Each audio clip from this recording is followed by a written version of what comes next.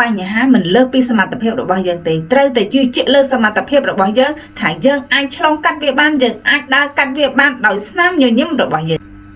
បងប្អូនរាល់បញ្ហារាល់ឧបសគ្គដែលយើងបានជួបនៅក្នុងឆាកជីវិតសម្រាប់មនុស្សយើងម្នាក់ៗគឺវាមិនលំបាកវាមិនយ៉ាប់យ៉ឺនទាំងអស់ពេកនោះទេ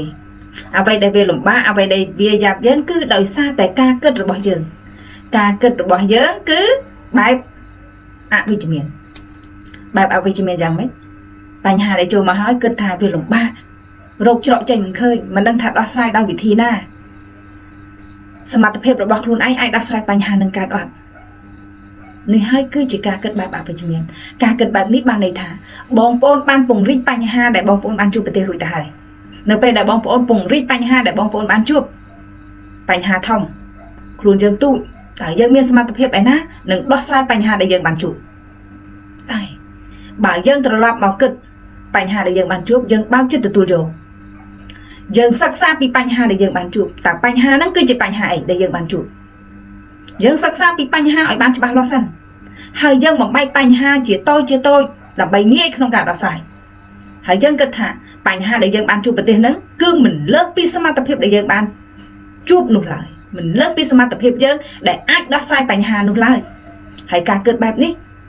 វាធ្វើអីធ្វើឲ្យបញ្ហានឹងកាន់តែរួមតូចកាលណាបញ្ហាកាន់តែរួមតូចខ្លួនយើងធំយើងប្រកាសជាមានសមត្ថភាពគ្រប់គ្រាន់ក្នុងការដោះស្រាយបញ្ហាហ្នឹងអញ្ចឹងឲ្យបងប្អូនទាំងអស់គ្នាបានដឹងថាការគិតគឺមានឥទ្ធិពលនៅក្នុងជីវិតរបស់យើងខ្លាំងជាទីបំផុតហើយបងប្អូនត្រូវតែចាំឲ្យច្បាស់ទៀតថាបញ្ហាដែលយើងបានជួបក្នុងឆាកជីវិតរបស់មនុស្សយើងម្នាក់គឺមិនលើសពីសមត្ថភាពរបស់យើងនោះទេមិនធំជាងខ្លួនរបស់យើងនោះទេដោយសារអី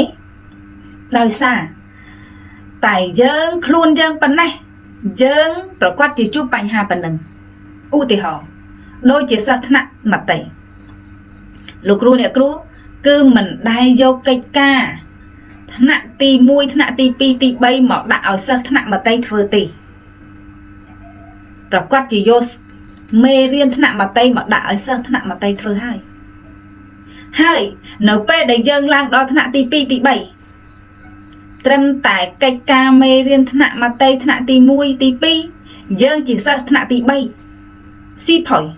យើងអាចដោះស្រាយបញ្ហានឹងបានដោយងាយមេរៀននឹងគឺយើងដោះស្រាយបានដោយងាយតើមកវិញក្នុងជីវិតបញ្ហារបស់មនុស្សយើងវិញក៏ដូចគ្នានៅពេលដែលយើងបានឡើងរវល់កាន់តែខ្ពស់បញ្ហាយើងមើលឃើញគឺប្រៀបបីដូចជាកំតិចកំទីបែបហ្នឹងដោយសារអីយើងធ្លាប់បានឆ្លងកាត់វារួចហើយអញ្ចឹងកាលណាបញ្ហាដែលយើងធ្លាប់បានឆ្លងកាត់រួចហើយយើងប្រកាសជាមានផ្លូវក្នុងការដោះស្រាយបញ្ហាហ្នឹងហើយដូច្នេះហើយតោងចង់ឲ្យបងប្អូនទាំងអស់គ្នាមើលឃើញពីឆន្ទៈពីការគិតរបស់យើងព្រោះការគិតរបស់យើងមានឥទ្ធិពលដូច្នេះហើយបងប្អូនទាំងអស់គ្នាតោងតែការគិតរបស់បងប្អូនទាំងអស់គ្នានឹងគឺបែបវិជ្ជមាននៅពេលបងប្អូនគិតបែបវិជ្ជមានបងប្អូនអាចទៅរួចបងប្អូនប្រកាសណាស់ថានឹងអាចដោះស្រាយបញ្ហាបានបងប្អូនត្រូវជឿជាក់លើសមត្ថភាពរបស់ខ្លួនឯងចង់ប្រាប់ថាបញ្ហាមិនលើសពីសមត្ថភាពរបស់យើងទេត្រូវតែជឿជាក់លើសមត្ថភាពរបស់យើងថាយើងអាចឆ្លងកាត់វាបានយើងអាចដើរកាត់វាបានដោយស្នាមញញឹមរបស់យើងចែករំលែកដល់ក្តីស្រឡាញ់អរគុណច្រើនបងប្អូន